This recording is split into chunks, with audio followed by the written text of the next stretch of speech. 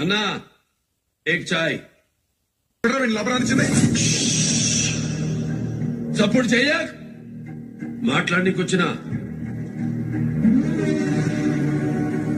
కాలేజీకి పోయి ఆడబిడ్డతో ఎవడొస్తాడు ఎవడాపుతాడు అని చెప్పిండ్రంట. అందుకే వచ్చిన.